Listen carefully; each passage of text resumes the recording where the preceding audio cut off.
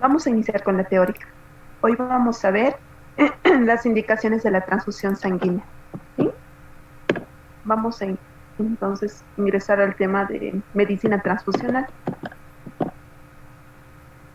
Bueno, algunos principios de lo que se debe conocer en relación a la medicina transfusional es las características que tiene que tener un donador antes de realizar, ¿no?, la donación correspondiente. Entonces, el paciente tiene que estar totalmente sano, no debe tener ningún signo, ningún síntoma, signo de enfermo, ¿no? Entonces no tiene que haber desnutrición, obesidad, no tiene que haber anemia, no tiene que haber ictericia, no tiene que haber eritrocitosis, como pueden ver, no puede estar el paciente resfriado, no puede tener tatuajes o diferentes artefactos, ¿no?, piercings y demás. No puede ser un paciente drogadicto o un paciente alcohólico el que vaya a donar. En relación a la edad debe ser de 18 a 60 años, según la OMS. El peso ideal mínimo debe ser de 50 kilogramos, ¿no? Puede haber excepciones, pero lo mínimo que se requiere es 50 kilogramos. En varones 66, en mujeres 60, como promedio es lo más ideal, ¿no? Pero el peso mínimo 50 kilogramos para mujeres. Los signos vitales deben estar estables, la frecuencia cardíaca debe ser normal, la temperatura también y la presión arterial de la misma manera. La hemoglobina y el hematocrito deben estar dentro de parámetros normales según la altura que ustedes ya conocen, ¿sí? La frecuencia de las donaciones tienen que ser de la siguiente manera: en varones 3 veces al año, en mujeres 4 veces al año. La donación es solamente de 450 ml de sangre, el resto de 50 ml, que sería en total sumados 500 ml de los conservantes, los anticoagulantes, ¿no? Entonces 450 ml de sangre que uno dona. Cuando uno dona, la cantidad que se extrae de hierro aproximadamente es de 200 a 250 miligramos de hierro. Por lo tanto, si este paciente tiene frecuencia de donar 3 veces al año, 4 veces al año, debe reponer con sulfato ferroso 100 miligramos al día durante 20 días. Si no tiene una frecuencia de donación, es decir, si solo dona una vez al año, sea varón o mujer, no tiene necesidad de reponer. Bien, ahora sí vamos a entrar en relación a la donación.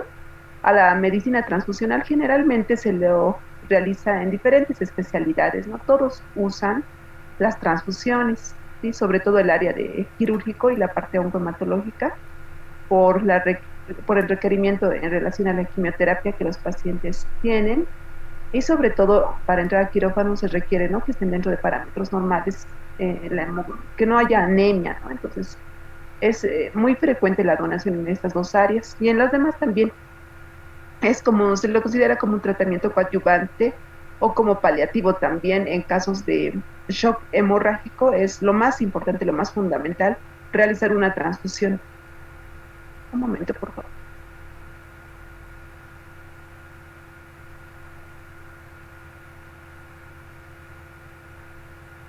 Ok, vamos a continuar.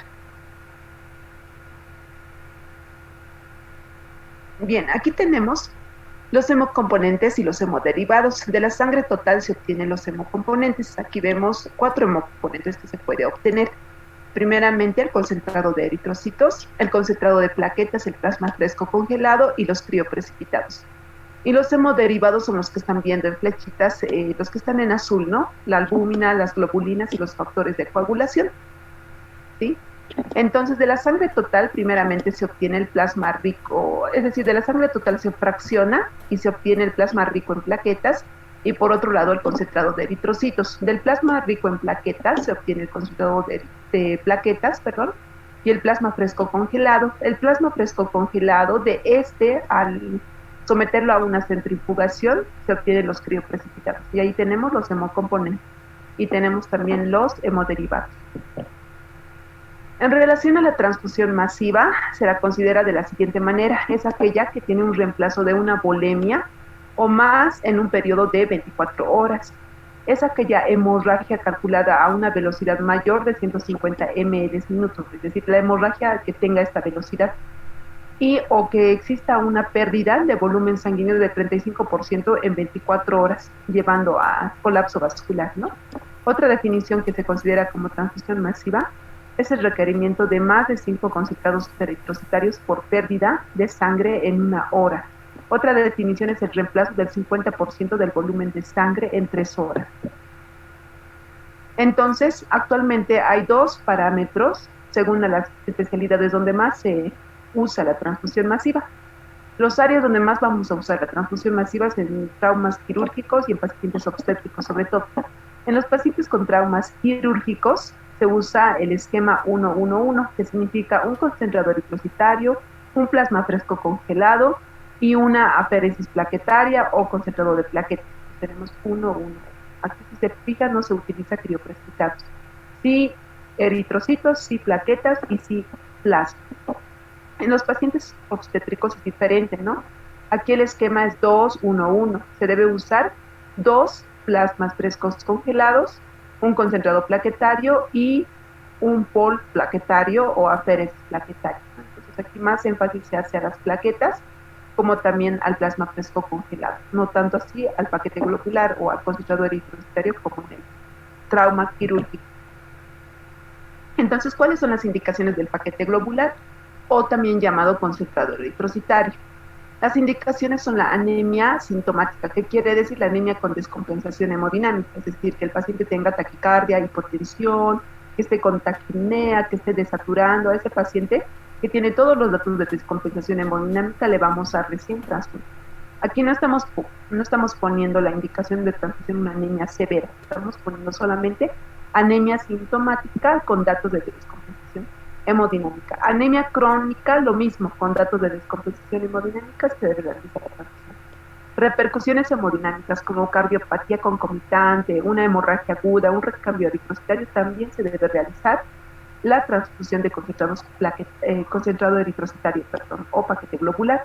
¿Cómo realizamos la transfusión? ¿Cómo calculamos? Es sencillo, debemos saber cuánto aporta cada concentrado eritrocitario. Entonces, cada concentrado eritrocitario aporta 3% de hematocrito o 1 a 1.5 gramos de decilitro de hemoglobina. En los niños es de 1.5 a 2.5 gramos de decilitro de hemoglobina, ¿sí?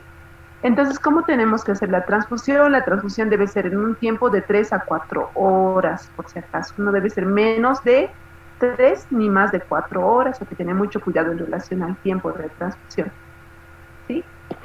Eso, y bueno, vamos a continuar con el concentrado plaquetario.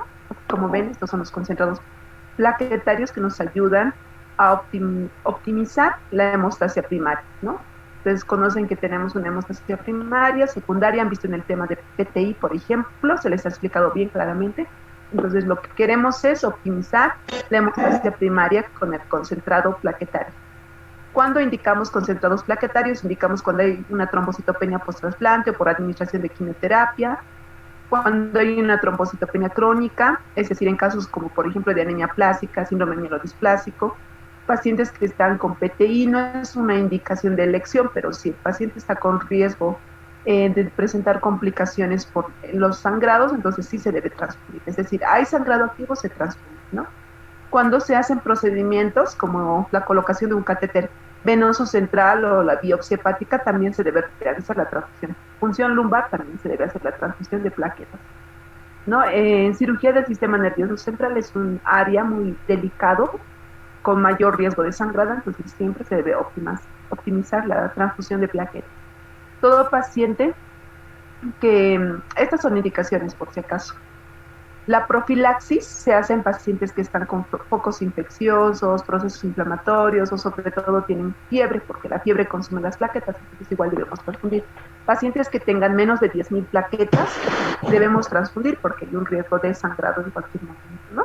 Entonces tienen que saber diferenciar indicación terapéutica de indicación profiláctica. Esta es la indicación terapéutica que estamos poniendo y la profiláctica es la que les mencioné, ¿no? Entonces aquí podemos observar cómo calculamos la transfusión de plaquetas. Aquí sí hay una fórmula, ¿no? Aquí, por ejemplo, en la transfusión de un concentrado eritrocitario, mencionamos que cada paquete globular aporta 1 a 1.5 gramos de decilitro de hemoglobina. Entonces, si mi paciente tiene 6 gramos de decilitro de hemoglobina, por ejemplo, y tiene datos de descompensación hemodinámica, entonces te puedo administrar 2 transfusiones, 2 paquetes globulares. Con eso es suficiente porque lo único que quiero es compensar hemodinámicamente al paciente y posteriormente seguramente vamos a estudiarlo y una vez que identifiquemos la causa de la anemia, pues vamos a atacar la causa, ¿no? Y así hacer un tratamiento específico con el paciente.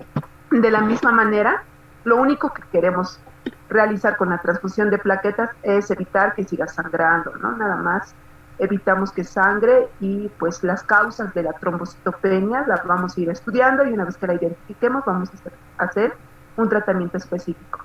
La transfusión de plaquetas es diferente al paquete globular. Dijimos que el paquete globular es en 3 a 4 horas, mientras que las plaquetas es a goteo continuo, en un tiempo más o menos de 10 a 15 minutos. En relación a la indicación del plasma fresco congelado, también debemos conocer de qué volumen viene y qué otras características tiene. Por ejemplo, el volumen aproximado es de 229, pero es bien variable. Depende cuánto se extrae. A veces pueden existir incluso de 80 ml, 100, 120, 250, mucho dependerá de cuánto de concentrado eritrocitario se extrajo y cuánto resta del plasma fresco.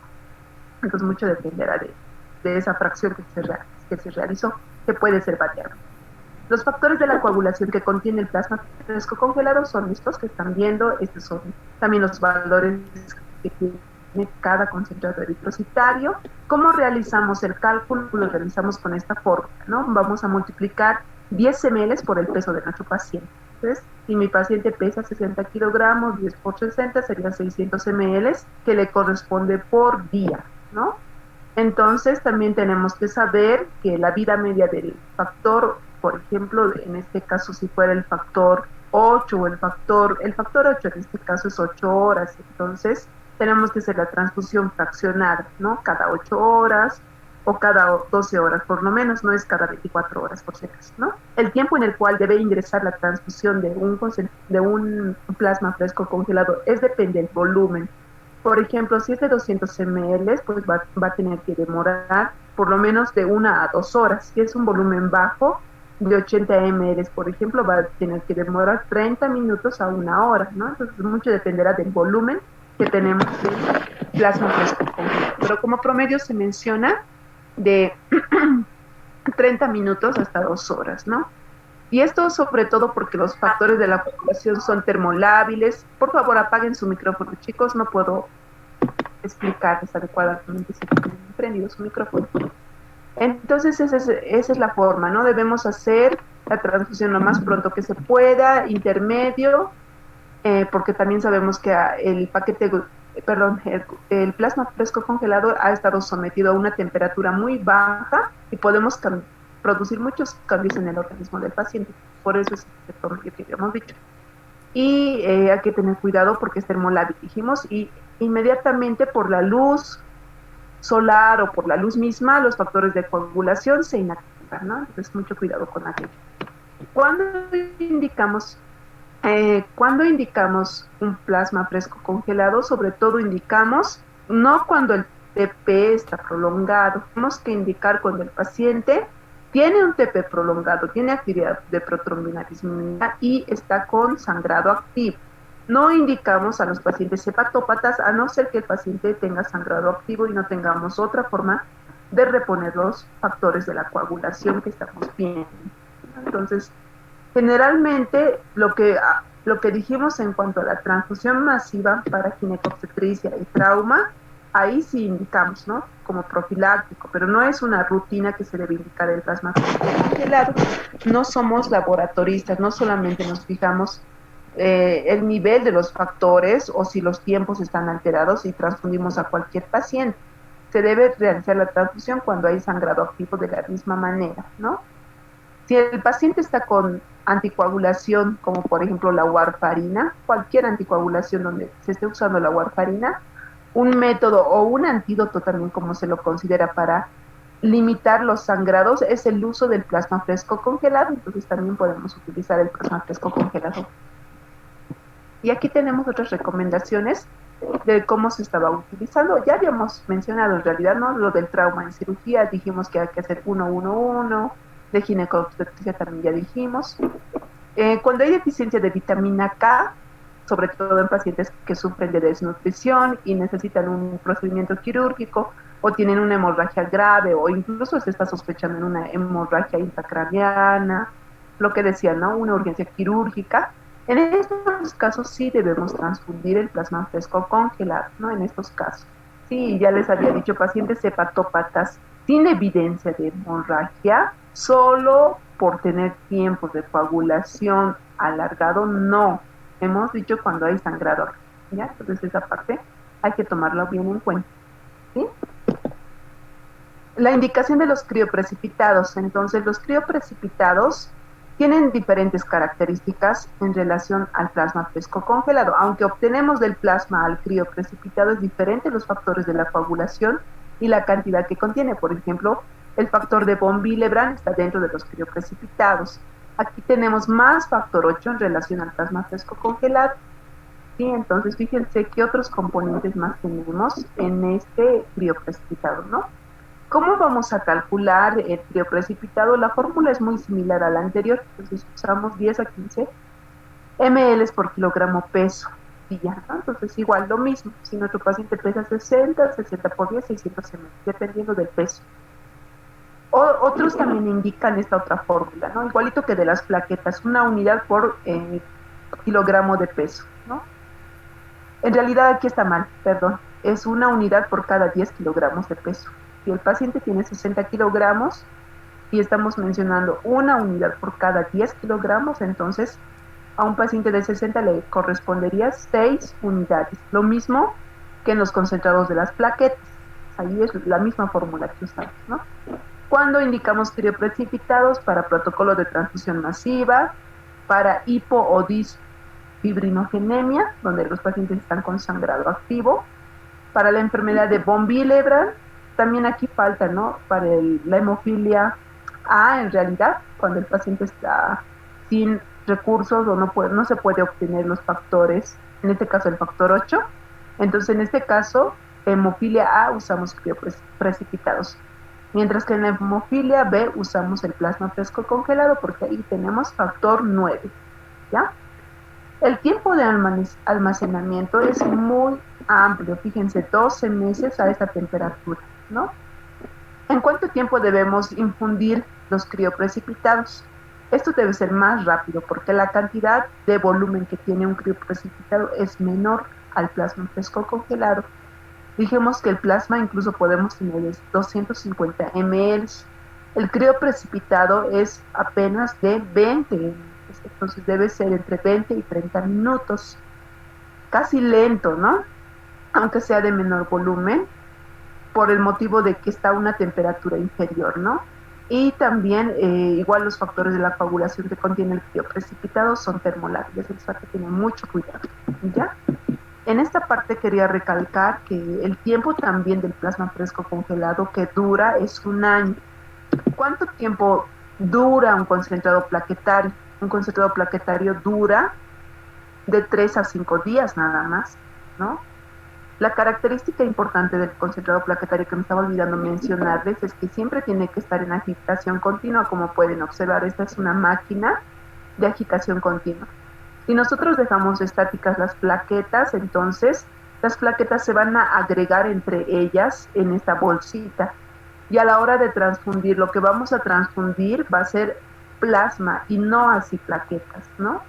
Entonces, para que esas plaquetas puedan ingresar al paciente, la bolsa del concentrado plaquetario o la féresis plaquetaria que tengamos tiene que estar siempre en agitación continua, en movimiento, hasta que se le infunda al paciente.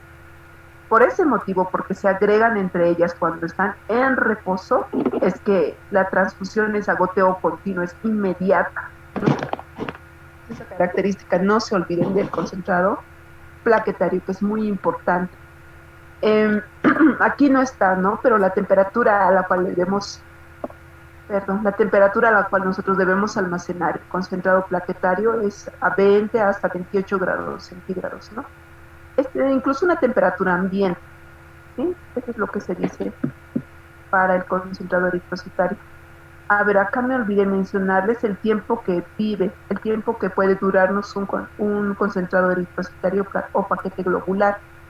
El concentrado de eritrocitario entonces puede durarnos de 28 a 35 días, ¿no? Ese es el tiempo máximo. Después entra en caducidad y se lo debe desechar al concentrado eritrocitario. Y la temperatura de almacenamiento es de -2 a 6 grados centígrados, ¿no? Es la temperatura en la cual debe estar refrigerada.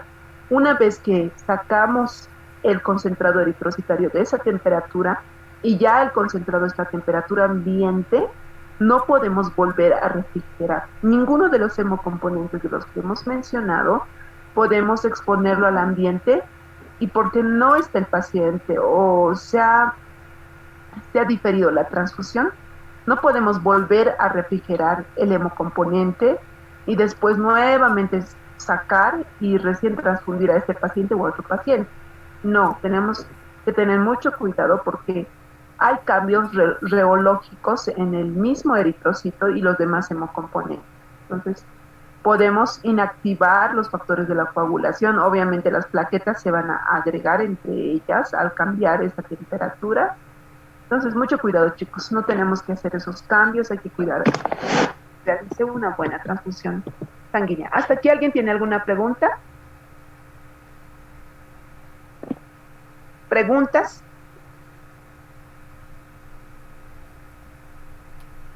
¿No hay preguntas? Ok. Entonces, yo les voy a preguntar. Vamos a ver si han escuchado. Les digo eso porque todos los estudiantes que asisten a las prácticas